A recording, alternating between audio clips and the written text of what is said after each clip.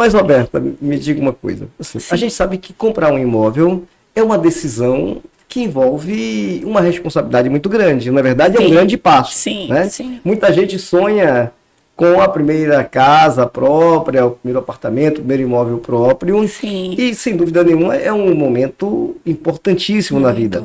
Tem gente que sonha em investir em imóveis para viver de renda, né, no mercado imobiliário. Tem gente que é investidor nato do mercado imobiliário. Então, assim, se compra imóveis por vários motivos. Sim. Para moradia própria, realização de um sonho ou como investimento. Tá? Dentro desse campo, né, imobiliário, o que você diria que são os cuidados básicos na compra de um imóvel?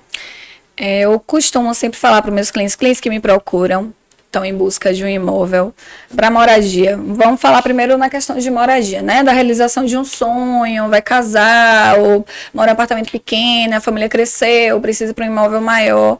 Eu sempre procuro saber o que ele procura, qual a localização que ele procura, qual o tamanho, quantos quartos ele deseja. Por quê? Porque é como o senhor falou, é a realização de um sonho. Então, para a gente realizar um sonho, a gente tem que ter uns parâmetros para alcançar esse sonho. Então, eu, como uma intermediadora, eu vou buscar realizar o sonho do meu cliente através das diretrizes que ele me der. Então, a localização.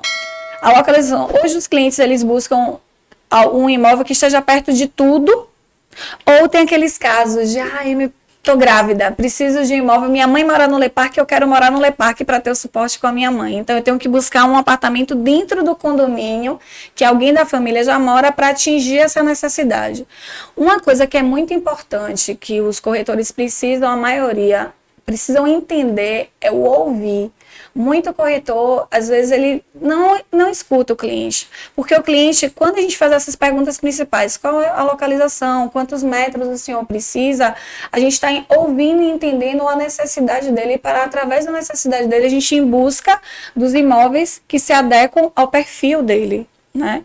E quando você leva um cliente para um imóvel, eu costumo falar assim, não adianta você comprar um imóvel só porque ele é bonito, você tem que sentir paz, você tem que se imaginar morando ali, você tem que falar assim, aqui meu filho ia jogar videogame na sala, aqui eu vou botar minha mesa de jantar, aqui eu vou ver o nascer do sol ou o se pôr do sol. O cliente, ele tem que se imaginar naquele lugar, porque ele está se realizando como pessoa, como família, entende? Então, assim, esses são os pontos principais que eu, como profissional, busco para atender a necessidade do meu cliente. Quando o cliente comprou o imóvel, gostei do apartamento, é esse o apartamento que eu quero para construir a minha família, criar os meus filhos. O primeiro passo, a gente tem que puxar a documentação, as questões jurídicas do vendedor e do comprador, mas também a parte do imóvel, que é o que eu costumo falar. Qual é a certidão de nascimento do imóvel? A certidão de ônus. Ali a gente vai saber se esse imóvel está livre, desembaraçado para ser negociado.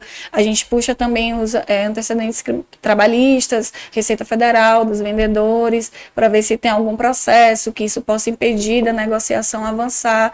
Então, isso são cuidados criteriosos que todos os corretores precisam ter, porque é uma responsabilidade muito grande. Imagine o senhor, um cliente comprar um imóvel, e esse imóvel está hipotecado a um processo judicial de um cliente que tem uma empresa.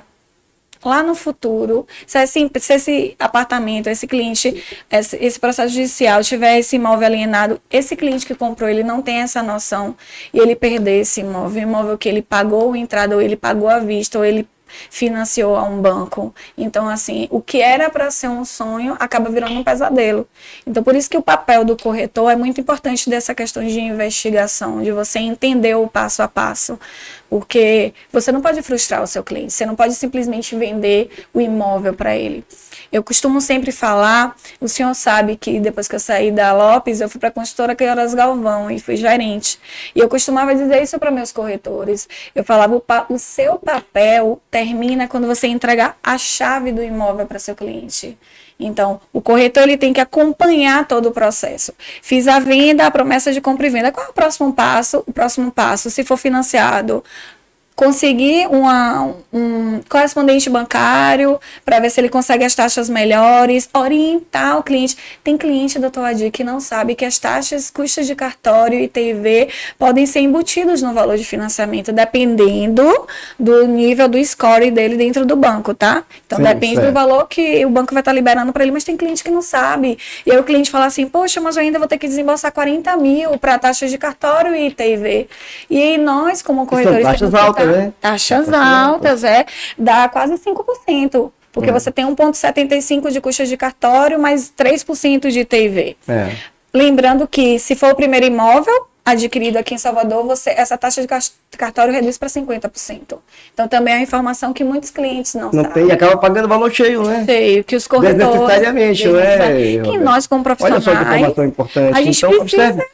É bom a gente frisar isso. Então, se for o primeiro imóvel comprado em Salvador, paga só 50% das taxas de cartório. Aqui eu faço Já finalizando uma agora economia o significativa, processo. né? No próprio cartório, no 6º registro de ofícios ali na Barra, eles são muito organizados. Então, no próprio site dele, você tem uma declaração de primeira aquisição. Ali tem uma declaração e ali os compradores informam que é o primeiro imóvel que vai ser financiado. Eles assinam, reconhecem firma, a gente leva até o cartório e o cartório dá 50% de desconto. Mas nem todos os compradores têm essa informação, porque os corretores não passam. Alguns corretores não procuram melhorar, se reciclar, porque para ser corretor você também tem que se reciclar. Como um advogado precisa, como um médico precisa, um professor. Somos profissionais liberais, mas somos profissionais que temos que estar à frente, avançando sempre, para estar dando o suporte necessário para o nosso cliente. Então, a gente passa para essa parte da documentação, leva para o cartório, e aí o cartório, depois de, geralmente são 30 dias que o cartório pede para registrar esse imóvel.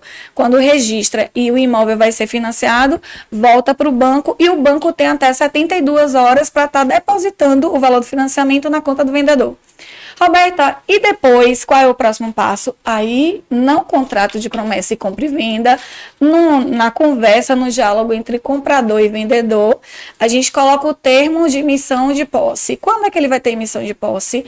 Após 72 horas, o valor do financiamento entrar na conta do vendedor. Ou, às vezes, o imóvel não está desocupado. Às vezes o vendedor ainda está morando. Então, ele precisa achar um outro imóvel. Então, normalmente, o vendedor ele pede um prazo de 90 dias da data que ele assinou a promessa de compra e venda para entregar. E o dinheiro entrou na conta dele, ele coloca 15 dias após o valor ter entrado na conta do vendedor, do banco, né? O valor do banco de financiamento entrou na conta do vendedor 15 dias ou uma semana para ele poder estar mudando. Quando o imóvel está desocupado, 48 horas. Você vai lá, faz a vistoria e entrega a chave. Então, o papel do corretor, ele vai muito além de só mostrar o imóvel e só fazer uma venda. Tem corretores que falam assim, poxa, Roberta, mas tem a parte do despachante. Geralmente, os clientes, quando ele assinam promessa de compra e venda, até a parte do cartório em diante, é com o despachante, né? E o despachante cobra um valor. Vai cuidar do resto. Isso. Normalmente, se cobra um valor. Tem casos que meus clientes, geralmente, eu faço. Por quê? Porque tem clientes que eles dão uma prioridade para você. Tem cliente que ele sente tanta segurança em você que ele fala assim, olha, o imóvel que eu for comprar, eu vou comprar com você. Então, se ele está tendo essa confiança, ele está me dando essa oportunidade, por que eu não vou presentear ele com a parte da documentação? Que geralmente o despachante cobra R$1.300, R$1.000, depende. É a negociação, a parte que não me cabe, tá? Mas eu, particularmente, eu gosto de fazer esse suporte para o meu cliente, até para agilizar, porque às vezes a demanda é muito grande, a pessoa pode esquecer aquele processo lá no cartório. Então, eu sempre estou vendo no sistema do cartório para ver se tem alguma pendência, para poder eliminar essa pendência, para que não se estenda os 30 dias. Para que em 15 dias registre o imóvel. Para que 15 dias registrando, vai para o banco, 3 dias entra o dinheiro na conta do vendedor. Então, tudo fica muito mais rápido, mais prático e dá mais conforto para o cliente que está comprando, dá mais tranquilidade. Sim. E o cliente investidor? Eu costumo falar para o meu cliente investidor o seguinte, você quer comprar para investir, você quer alugar o imóvel. Qual é o prazo para o imóvel dar um upgrade de crescimento de valorização? Quando você compra um imóvel na planta, o ideal é você ter pelo menos, no mínimo, 50% do valor para você dar na entrada, para você parcelar como você puder, e quando entregar esse imóvel, você comprou um imóvel de 300 mil, entregou ele tá 400 mil, 450 mil, você já ganhou a valorização. Bora botar 400 mil. Você ganhou 100 mil de valorização. Vende o imóvel, Roberta, assim que eu receber? Não vende. Porque antes de comprar, você vai ver o entorno. Há 15 anos, Patamares não era nada, ninguém acreditava. Era uma via perigosa, católica, era super escura, aí veio a duplicação, aí veio o Greenville, Le Parque, e aí a Paralela começou a crescer. Olha o vetor de crescimento. Quem tinha visão naquela época? Os clientes que compraram para investir ganharam muito dinheiro. E digo mais, cliente que tem a expertise de negócio, que compra naquela mediação para investir, vai ganhar muito dinheiro.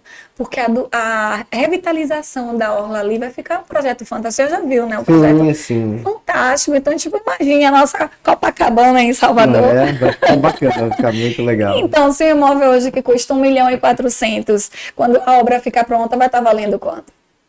Vai ter uma valorização muito grande. Né? Então, se você compra um imóvel que ficou pronto, na planta ficou pronto, ele tem 5 anos para ele valorizar muito. É um crescimento muito alto de valorização em 5 anos. De 5 a 10 anos, ele continua valorizando, mas não naquela velocidade dos 5 primeiros anos. Qual é o momento que eu tenho que me desfazer desse imóvel, Roberta? De 15 a 20 anos, se desfaça.